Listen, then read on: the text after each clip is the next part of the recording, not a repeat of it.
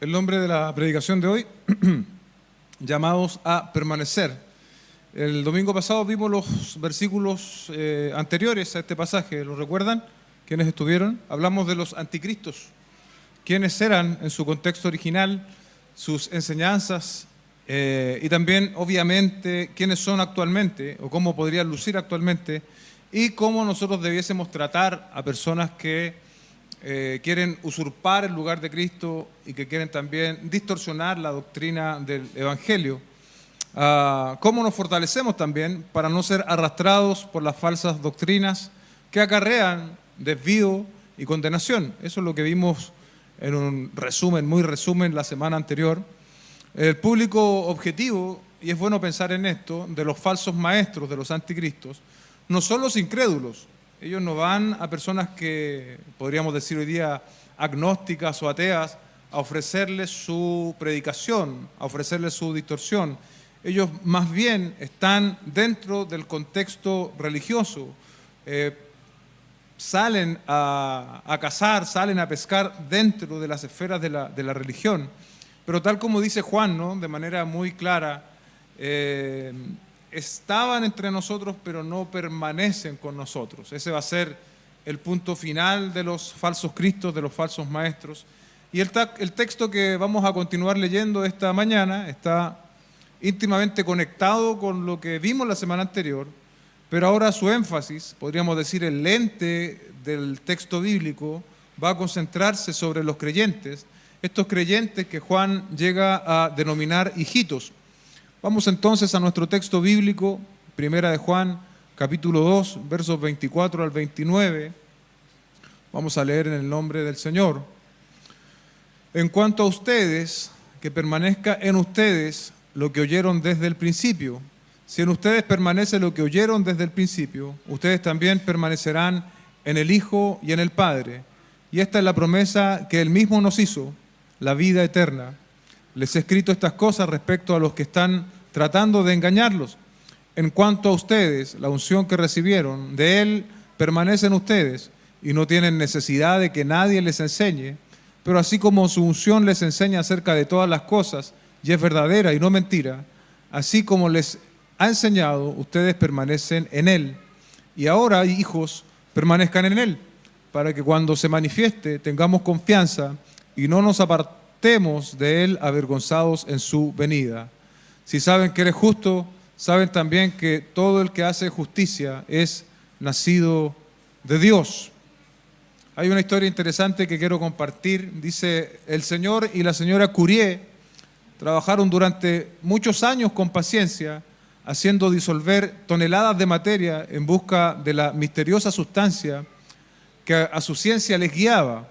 En cierta ocasión, Pedro Curie dijo a su esposa con visible desaliento, quizás lo que nosotros buscamos será hecho dentro del próximo siglo, pero parece no ser obra de nuestro tiempo. La señora Curie respondió que sería una gran lástima si tal descubrimiento tardara otro siglo, pero con todo dijo, no dejaré de trabajar en él mientras viva. Fue la determinación de esta mujer. Y cosa maravillosa, una noche se realizó. Toda la tarde habían estado cuidando a su hijo enfermo. Cuando por fin se durmió, la señora Curie dijo a su marido, ¿qué te parece si bajamos un rato al laboratorio? Así bajaron cogidos de la mano. No enciendas las lámparas, dijo ella en el momento en que daban vuelta la llave. ¿Te acuerdas que me dijiste que el radio, el elemento que ellos estaban por descubrir y que estaban buscando, sería una luz de hermoso color? Tan pronto como abrieron la puerta, quedaron asombrados ante la visión de una luz azul que iluminaba su mesa. Incapaces de hablar, permanecieron unos instantes cogidos el uno al otro con asombro y se sintieron completamente recompensados por los años de esfuerzo, desalentadores, la pobreza y el ridículo que ambos habrían compartido con infatigable tenacidad. La perseverancia había tenido su premio. El radio por fin era una realidad. Del mismo modo, una mirada al interior del cielo y al glorioso rostro de nuestro Salvador será abundante recompensa para todas las tentaciones y las luchas de la vida. Todas las batallas peleadas y ganadas, toda la incomprensión de amigos y familiares, todas las privaciones y sufrimientos experimentados por amor de Cristo y su causa. Pero esta recompensa es solo para los perseverantes, los que habrán permanecido fieles hasta el final. Todos los creyentes genuinos somos llamados a permanecer en la verdad de Cristo hasta el final de nuestra carrera, permanecer en los fundamentos y en la promesa de su venida. Este es un llamado para el que Dios nos ha equipado. Oremos, iglesia, antes de continuar. Padre Celestial, te doy gracias esta mañana por el gran y alto honor que me das de poder estar hablando tu palabra. Te pido, Señor, que tú nos guíes, que tú abras nuestro entendimiento para poder venir, Señor, con la disposición adecuada a esta predicación, Señor. Te lo pedimos todo en el nombre de Cristo nuestro Señor. Amén y amén. El primer punto de esta mañana, permanezcamos en el fundamento. Permanezcamos en el fundamento, los versículos 24 y 25. El 24 lo leímos, decían, cuanto a ustedes, que permanezcan ustedes lo que oyeron desde el principio. Que en ustedes permanece lo que oyeron desde el principio, ustedes también permanecerán en el Hijo y en el Padre. No es primera vez que Juan hace este alcance, lo que oyeron desde el principio. De hecho, lo vimos hace algunas semanas en Primera de Juan, capítulo 2, verso 7, donde leemos, amados, no les escribo un mandamiento nuevo, sino un mandamiento antiguo que han tenido desde el principio, el mandamiento antiguo que han oído. Dijimos en esa oportunidad que era una referencia al Antiguo Testamento respecto del amor a Dios y al prójimo, pero de manera inmediata también era un llamado, ¿no?, a estos creyentes desde el momento de su conversión. Ese era también el principio al cual se estaba refiriendo Juan. La palabra permanecer es la que domina nuestro texto esta mañana, no sé si se dio cuenta, pero solamente en el versículo 4 la palabra permanecer aparece 3 veces. Y usted recordará lo que vimos la semana anterior. ¿Qué pasó con los anticristos? Ellos no permanecieron. Por lo tanto, el contraste adecuado de quienes decimos ser seguidores de Cristo, seguidores de su verdad desde el principio, es que vamos a permanecer. Recordemos lo que decía 1 Juan 2:19, ellos salieron de nosotros, pero en realidad no eran de nosotros, porque si hubieran sido de nosotros, aquí están estas palabras, habrían permanecido con nosotros. Entonces Juan ahora está diciendo que los genuinos creyentes sí van a permanecer, pero salieron a fin de que se manifestara que no todos son de nosotros. Los falsos maestros, iglesia, no permanecen, los falsos creyentes no permanecen. El contraste es evidente en las palabras de Juan y debemos permanecer en el fundamento de nuestra fe que se encuentra en la Escritura. Dice un autor, del mismo modo Juan exhorta a sus lectores de su epístola a atesorar el mensaje bíblico que han oído a lo largo de este tiempo. Esa palabra debe residir, vivir en sus almas, de modo que en toda decisión que ellos efectúan, sean guiados por la palabra de Dios. Ahora Juan asegura a los creyentes genuinos que en tanto permanezcan en lo que han oído desde el principio, ellos tendrán una segura comunión con Dios Padre y con Dios Hijo.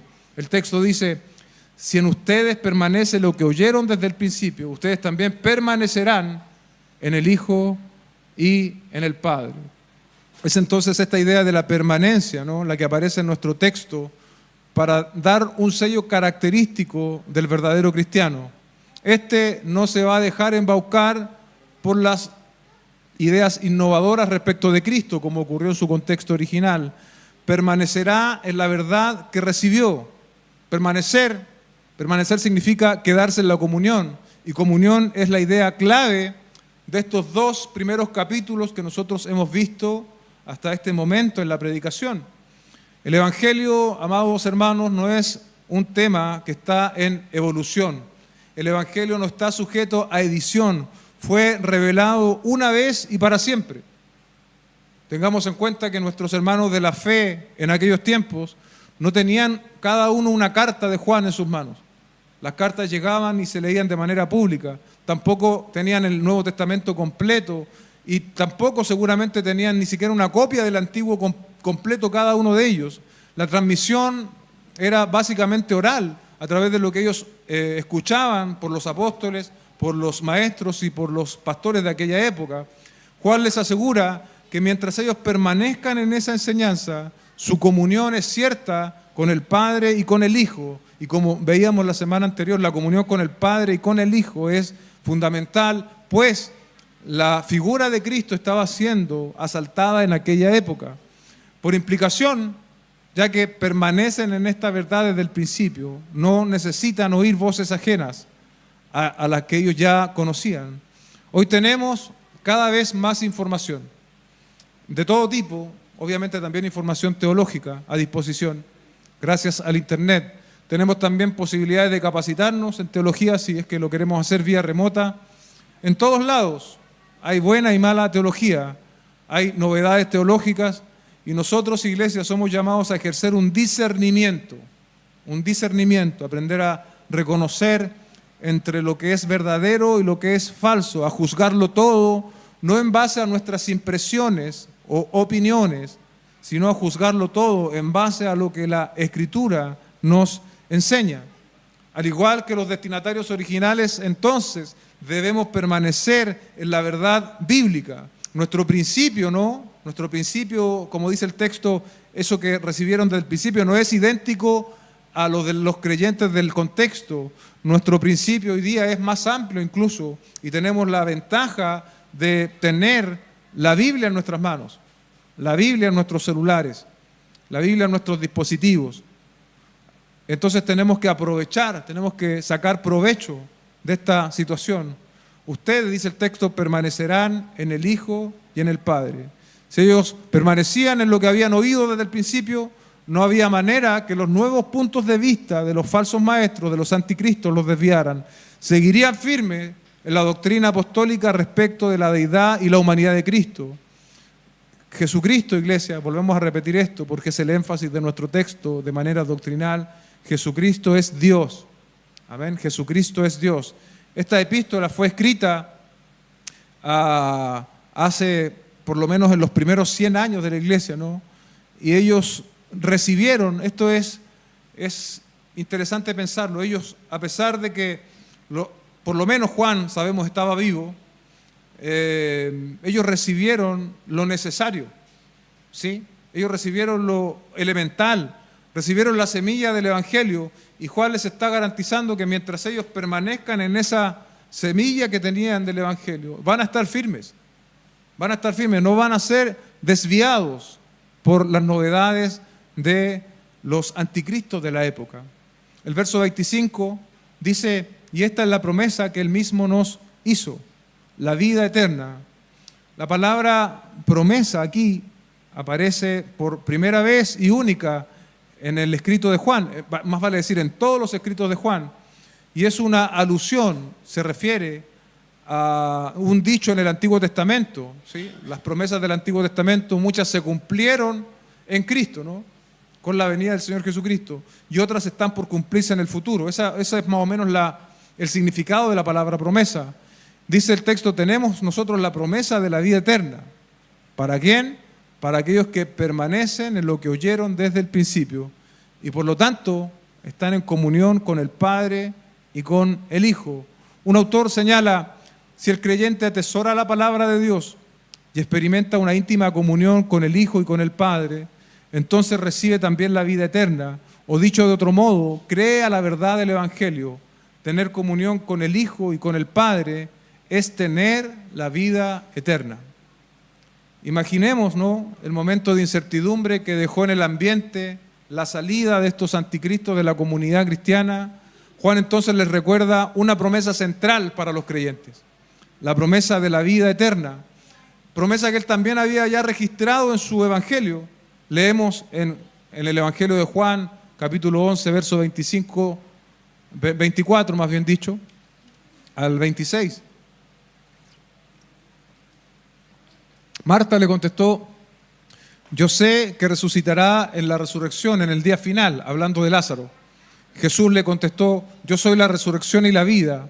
El que cree en mí, aunque muera, vivirá. Y todo el que vive y cree en mí no morirá jamás. ¿Crees esto? Le dijo a Marta. Y hoy día nos lo podríamos preguntar a nosotros. ¿Creemos esto? ¿Creemos en la promesa hecha por Cristo, el Hijo de Dios, de que tenemos vida eterna en Él?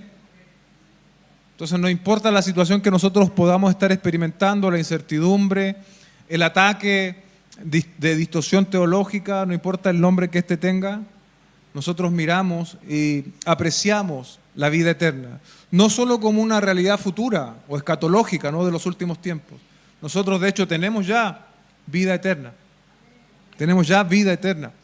Obviamente esta se va a consumar cuando Jesucristo vuelva por nosotros y viviremos eternamente con el Dios Trino. También registra Juan, ¿no?, esta promesa. Piensa en esto, iglesia, esta promesa, todo lo que Dios promete es irreversible. Dios no puede darte vida eterna y después restarte la vida eterna. No es algo que te pueda quitar. Si tienes vida eterna a través de haber venido en fe y arrepentimiento, si has creído al Evangelio, tienes vida eterna, eso no se te puede quitar. Y muchos pasajes lo demuestran, pero para volver a los escritos de Juan, por ejemplo, en Juan capítulo 10, versos 27 y 28, mira lo que dijo el Señor Jesucristo respecto de sus discípulos. Mis ovejas oyen mi voz, yo las conozco y me siguen. Mira el 28. Yo les doy vida eterna y jamás perecerán y nadie las arrebatará de mi mano. Gloria a Dios, nadie las arrebatará de mi mano. Él prometió darnos vida, jamás van a perecer sus ovejas y nadie tiene la posibilidad, la potestad, el poder de arrebatarlas de sus manos.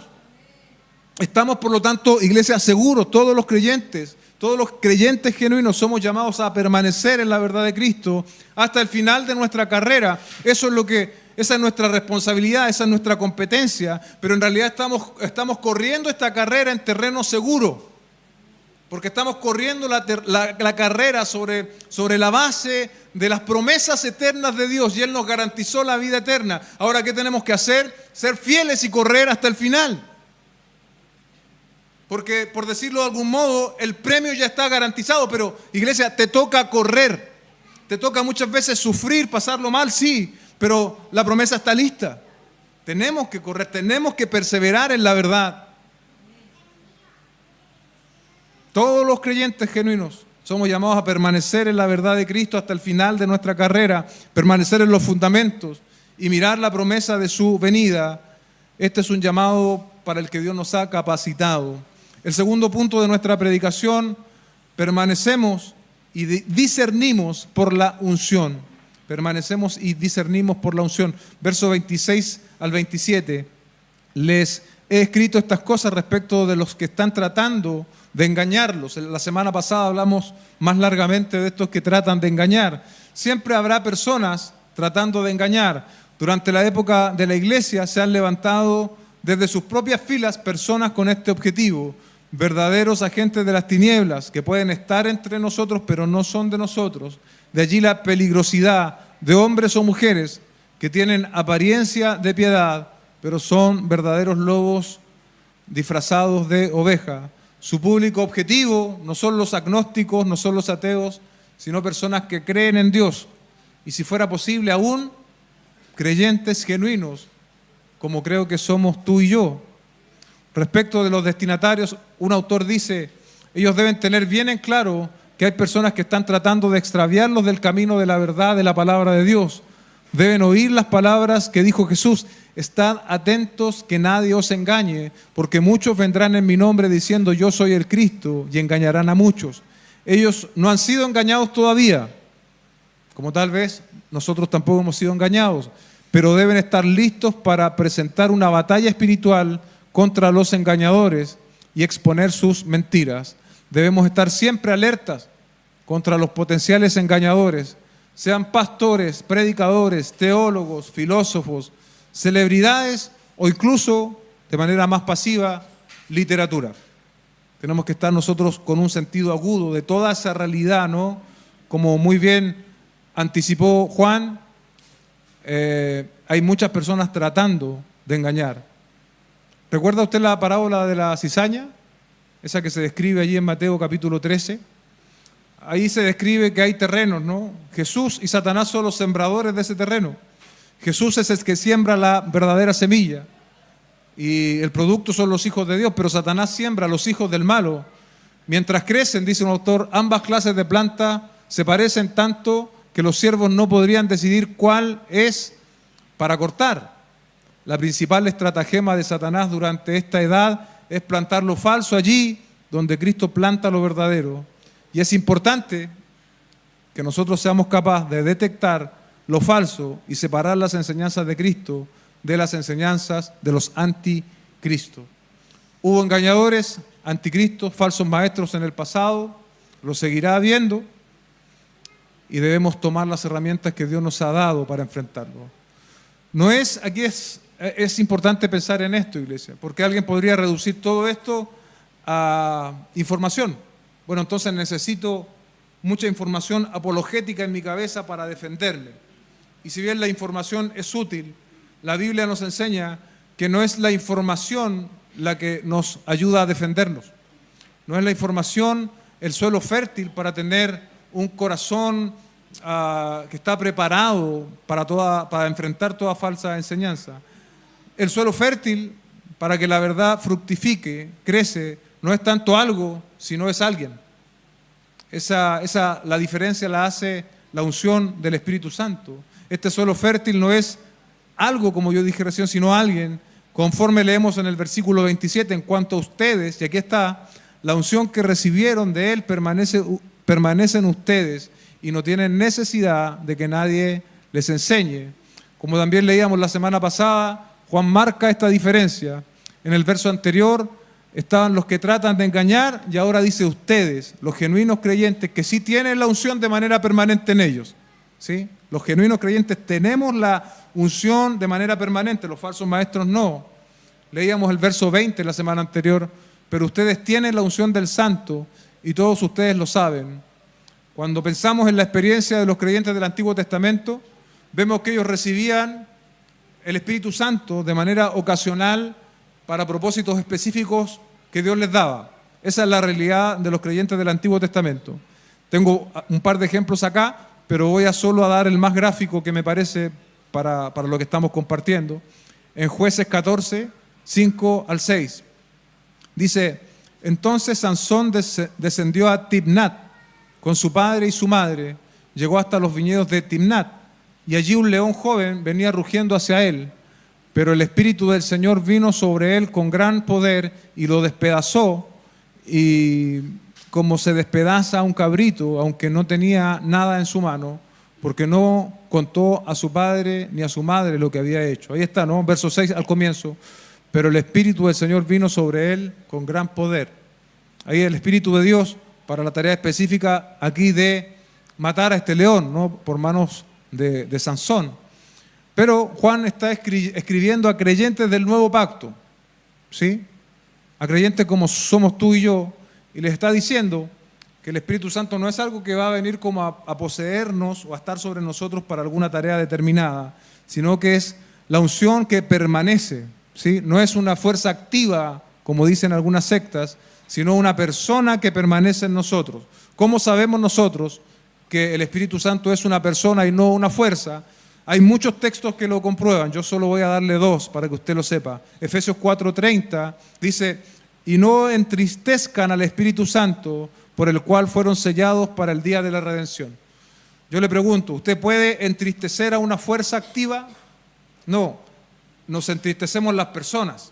¿Sí? De allí que nosotros sabemos que el Espíritu Santo es la tercera persona de la Trinidad.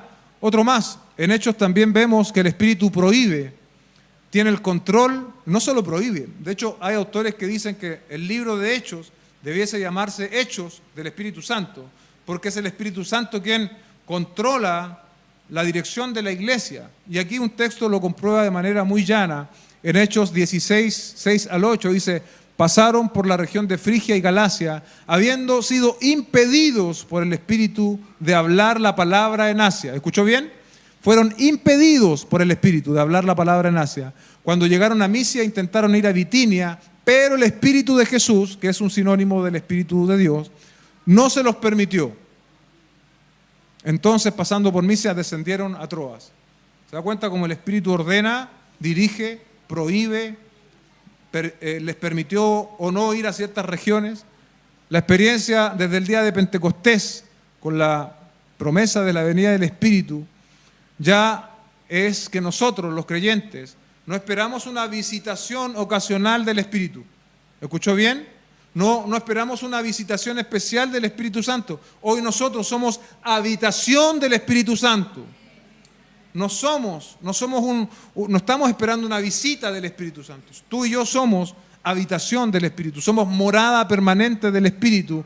Y esto me gustó mucho, lo dice Warren Wiersbe. No es necesario que ores pidiendo la unción del Espíritu. Si eres creyente, ya has recibido esta unción especial. Esta unción permanece en nosotros y por lo tanto no es necesario que se vuelva a impartir. ¿Se da cuenta? Yo que he estado ligado al tema de la música desde mis albores como cristiano, me acuerdo de un par de canciones que precisamente enfatizaban esto. No tenemos que pedir la unción del Espíritu, porque la unción del Espíritu está de manera permanente en nuestros corazones. Lo anticipó el mismo Señor Jesucristo, el hecho de que somos morada de su Espíritu. En Juan capítulo 14, versos 16 al 17, entonces yo rogaré al Padre y Él les dará otro consolador para que esté con ustedes para siempre. Amén. ¿Recuerda ahí el pasaje? Jesucristo estaba a punto de ser crucificado, sus discípulos estaban con mucho temor, por lo tanto, ¿qué va a pasar ahora con nosotros? El Señor les garantiza, no se preocupen, yo voy a enviar otro consolador que va a estar con ustedes para siempre. Pablo a los Corintios, en 2 Corintios, versos 21 y 22, escribe, ahora bien, el que nos confirma con ustedes en Cristo y que nos ungió es Dios, verso 22, quien también nos selló y nos dio el Espíritu en nuestro corazón como garantía.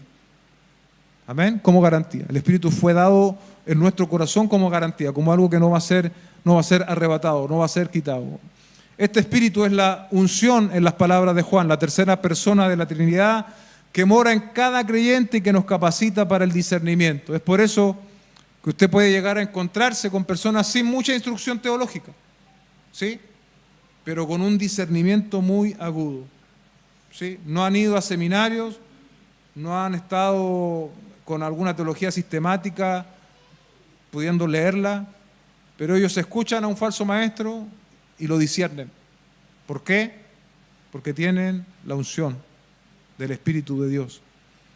No estoy abogando en contra de la ignorancia teológica, muy por el contrario, pero estoy poniendo las cosas en orden. No podemos poner una cosa sobre la otra. Lo primero para que esa enseñanza doctrinal resulte útil y fructífera es tener la absoluta certeza de que tenemos el Espíritu de Dios, ¿sí? Tenemos esta base, este suelo fértil, para que entonces todo lo que nosotros agreguemos a ese terreno fértil pueda ser útil para la edificación, para el discernimiento. El discernimiento espiritual, por lo tanto, no es para la élite teológica, es una característica que nos da el hecho de haber nacido de nuevo, de tener la unción del Espíritu. Barclay dice algo que yo compartí estos días en mis redes sociales. Dice, así es que aquí encontramos la primera cosa significativa. En los días antiguos, el recibir la unción había sido el privilegio de unos pocos escogidos, los sacerdotes, los reyes y los profetas. Pero ahora es privilegio de todos los cristianos, por muy humildes que sean. Así es que la unción representa el privilegio que tiene el cristiano en Jesucristo. Esta unción permanece, y aquí hay una frase que vale la pena explicar. Dice, y no tienen necesidad que nadie les enseñe. ¿Cómo podemos entender esta expresión, iglesia? No tenemos necesidad de que nadie nos enseñe. Es un llamado por parte de Juan a la absoluta independencia y decir, por ejemplo, bueno, a mí me enseña el Espíritu. La Biblia lo dice, no tengo necesidad de que nadie me enseñe. Bueno, Juan estaría contradiciendo el propio propósito de esta epístola, que es enseñar. ¿Se da cuenta? Por lo tanto, ese nadie tiene una dirección específica. No es un nadie absoluto, no es un nadie que incluye a todos, sino que ese nadie tiene un público objetivo, por decirlo así. un señalamiento objetivo, se está refiriendo a un grupo en específico, no puede ser un nadie en términos generales, porque eso haría de la iglesia, de los dones, de los pastores, de los maestros, de la exhortación, de la corrección mutua, haría un sinsentido y sería una contradicción con el resto de la Escritura. Solo para dar un texto que fortalezca esta idea, pensemos en la Gran Comisión, donde el Señor Jesucristo dijo: vayan pues y hagan discípulos. ¿Cómo vamos a ser discípulos si no podemos enseñar? Bautizándolos en el nombre del Padre, del Hijo y del Espíritu Santo. Por si a alguien se le ocurriera o se le ha ocurrido en algún punto citar este texto para afirmar que él tiene una relación tan íntima y personal con Dios que, como dice Juan, no tiene necesidad que nadie le enseñe. Bueno, veamos entonces a qué se refiere este nadie. Y no es muy difícil de discernir. Usted piensa en lo que venimos hablando la semana anterior y lo que estamos hablando hoy. Este nadie entonces, ¿a quién apuntará?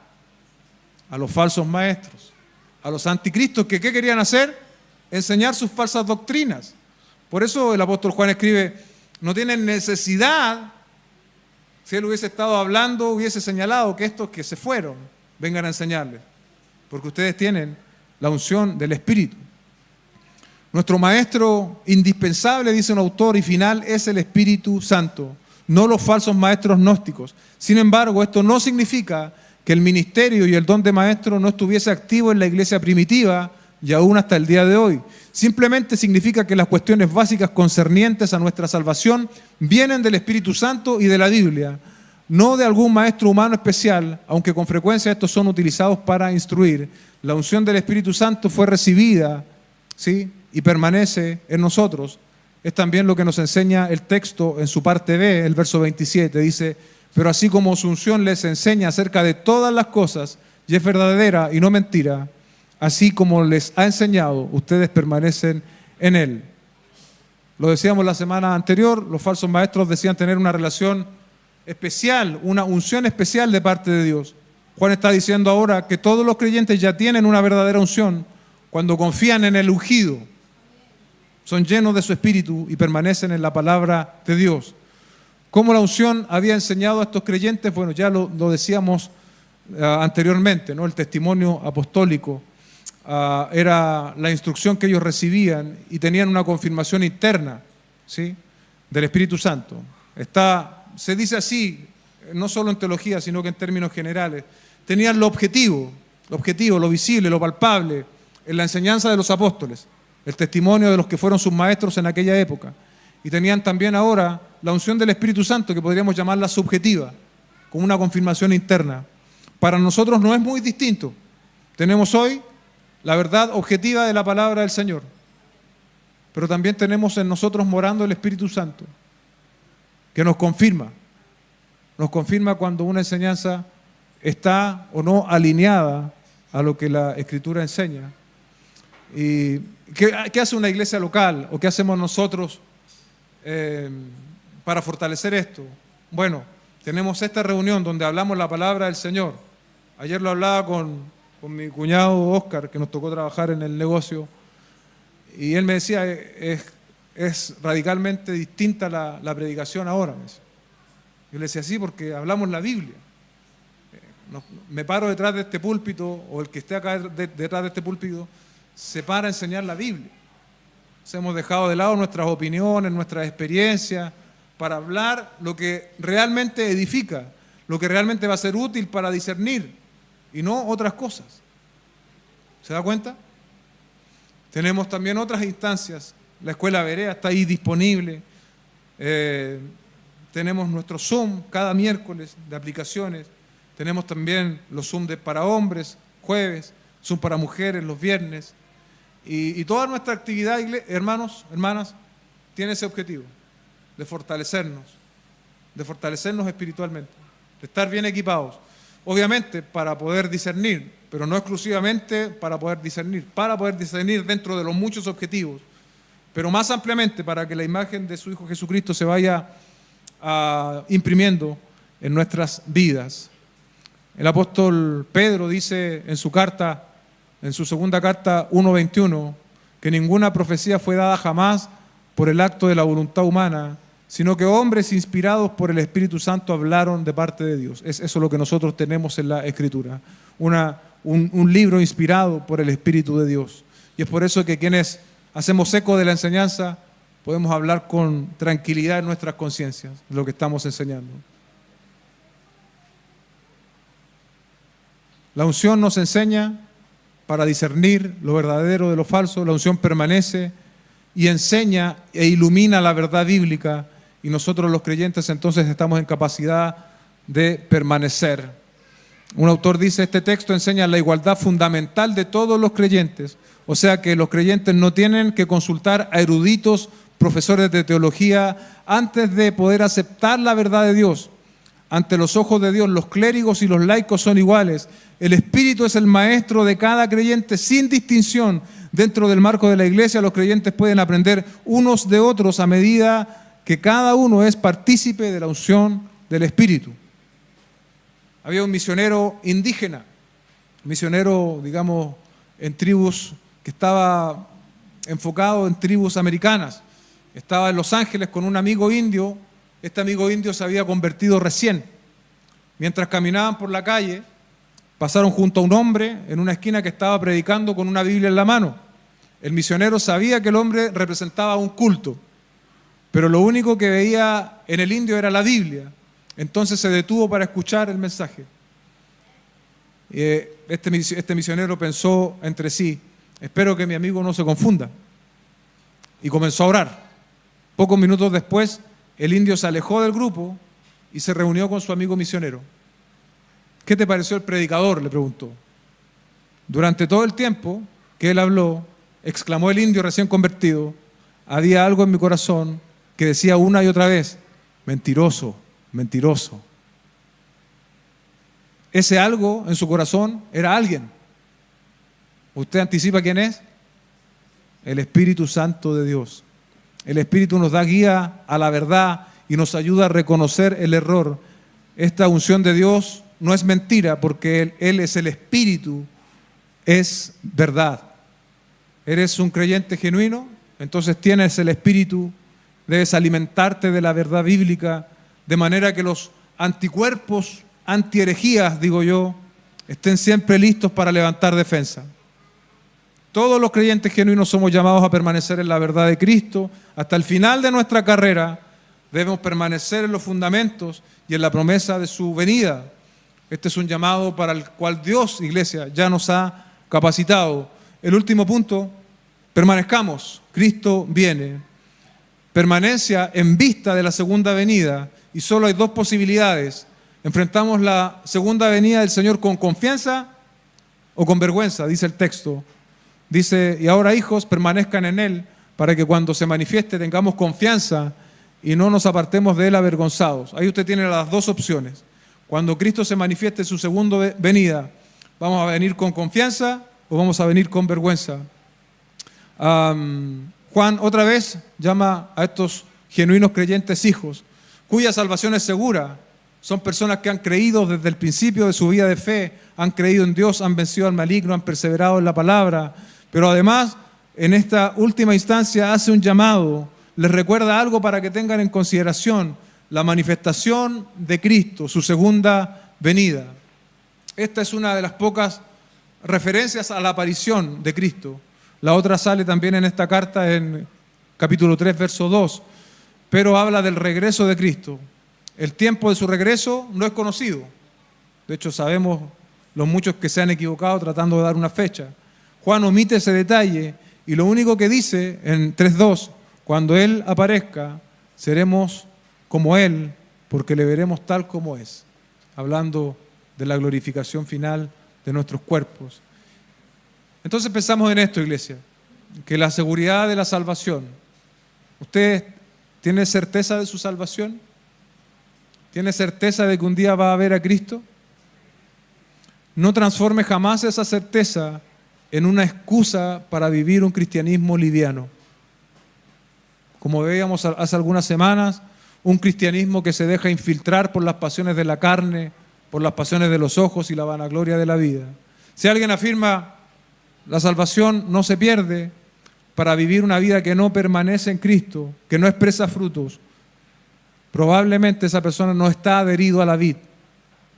La verdadera salvación no lo ha alcanzado. Tiene la idea correcta de la salvación, mas no la vivencia correcta de la salvación que nos transforma y nos lleva a la imagen de Cristo. Permanecer es tanto un mandato como una característica para nosotros los creyentes. Somos llamados a permanecer, se nos empuja, se nos apura a permanecer, pero también la permanencia viene a ser un sello característico de los genuinos creyentes. Cuando Cristo se manifieste en su segunda venida, decíamos, habrá confianza en aquellos que han esperado al Señor. Y pensamos en un pasaje como este, ¿no? Mateo 24, 45 al 51. ¿Quién es, pues, el siervo fiel y prudente a quien su Señor puso sobre los de su casa para que les diera comida a su tiempo? Dichoso aquel siervo a quien cuando su Señor venga lo encuentre haciendo así. De cierto les digo que lo pondrá sobre todos sus bienes. Pero si aquel siervo es malo y dice en su corazón, mi Señor tardará, y empieza a golpear a sus consiervos, come y bebe con los que se emborrachan, vendrá el Señor de aquel siervo el día que no lo espera y a la hora que no sabe, y lo azotará severamente y le asignará un lugar con los hipócritas. Allí será el llanto y el crujir de dientes. ¿Con quién estamos representados, tú y yo? ¿Somos como los buenos siervos fieles o somos como el siervo malo? La permanencia no es algo teórico, lo sabemos. La permanencia, iglesia, nos va transformando progresivamente, a veces lentamente, pero nos va transformando a la imagen de Cristo. Están aquellos que por la gracia del Señor, pero no aparte de la voluntad del Señor, permanecen y esperan con confianza la venida del Señor. Espero que tú y yo estemos entre ellos. La palabra confiados quiere decir en realidad que los creyentes hablan sin renuencias, franca y osadamente acerca de su Señor y Salvador Jesucristo. Ellos comunican su fe y además incorporan a sus oraciones la oración de la iglesia en los tiempos pretéritos, Maranata, que es decir, ven, oh Señor. Pero otro grupo se apartará avergonzado, dice el texto. Un autor comenta, los creyentes deben anticipar y regocijarse por el regreso de Cristo, pero quienes han vivido una vida egoísta y mundana serán sorprendidos y avergonzados cuando Cristo aparezca. El contraste, por lo tanto, es evidente. Los creyentes no se alejarán avergonzados, y esto es maravilloso. ¿Por qué? ¿Pensando en que yo fui un buen cristiano? Ciertamente no. Pensando en que mis pecados han sido perdonados. He sido liberado de la vergüenza por la obra de Cristo a mi favor. Pero aquellos que solo pretenden ser cristianos no pueden estar ante la luz reveladora de su venida. Se van a terminar escondiendo con vergüenza. Al final llegamos a este último versículo, al versículo 29, que se relaciona, iglesia, más bien con lo que vamos a ver la próxima semana, con el capítulo 3. Pero es una transición. El versículo 28 es como un resumen de todo lo que vimos hacia atrás, pero el versículo 29 como que está adelantando lo que vamos a ver a partir del capítulo 3. Aún así, lo podríamos pensar en relacionar con lo que decíamos recién, porque dice, si saben que Él es justo, saben también que todo aquel que hace justicia es nacido de Dios. En vista de los atributos de Dios, Dios es justo, ¿no? Y cuando dice Él, se relaciona más bien, o se hace referencia a Dios el Padre. Porque aquí, como les dije, el texto está apuntando hacia adelante y en el 3.1 se habla de Dios el Padre. Sabemos que Él es justo, entonces dice Juan, debemos hacer justicia. Este saber es más que un dato en mi cabeza, ¿no? Es más que una palabra en mi boca. Este saber es desde la experiencia transformadora de haberse encontrado con Dios. Es un saber que obra, es un saber que se manifiesta. Si sabemos, si conocemos de su justicia, de manera inseparable, viviremos con justicia. El fruto natural de una vida que está en Él va a ser que va a vivir para Él todos los días, no de manera ocasional o cuando otros me están mirando, sino que es un estilo de vida que intenta diariamente agradar a su Señor. ¿Se da cuenta? No importa quién me esté mirando, no. Yo estoy delante de la presencia siempre. Dios me está mirando en todos los lugares. No hay manera en que tú y yo nos escondamos de Dios. El Señor advirtió sobre esto, ¿no? En Mateo 6:1, cuídense de no practicar su justicia delante de los hombres para no ser vistos por ellos. De otra manera, no tendrán recompensa de su Padre que está en los cielos. El justo, dice un autor, produce lo justo. Dios, que es justo, produce hijos e hijas que reflejan esta justicia en sus vidas diarias. Ser justo es equivalente a ser santo. Presupone cumplir la voluntad de Dios, obedecer sus mandamientos, amarle a Él y al prójimo. En suma, justo es un término que quiere decir libre de pecado. Por medio de Cristo se nos da el Espíritu Santo, pero el creyente ahora es llamado, tú y yo somos llamados a permanecer en Cristo. La providencia divina, ¿no? Lo que Él nos ha dado, es la contrapartida de nuestra responsabilidad humana. Dios da de su Espíritu para enseñarle al creyente todas las cosas necesarias para la salvación. Pero Dios también espera de nosotros, amados hermanos, que permanezcamos intencionalmente en Cristo y así vamos a poder manifestar y tener una comunión íntima con el Padre y con el Hijo. No debemos caer en el determinismo, ¿no? Bueno, soberanía no es igual a determinismo. Usted dice, bueno, Dios ya ha ordenado todo, no es necesario que yo haga nada. A ver si me da las ganas de permanecer, de orar, de leer la palabra, de congregarme. Como Dios ya lo ha determinado todo, voy a esperar a que me venga de manera súbita esas ganas de santificarme. Eso es determinismo, no es soberanía. Porque la soberanía de Dios corre en carril paralelo con la responsabilidad. Dios nos ha ordenado santificarnos. Ahora nosotros, responsablemente, corremos ese camino de la santificación. Amén.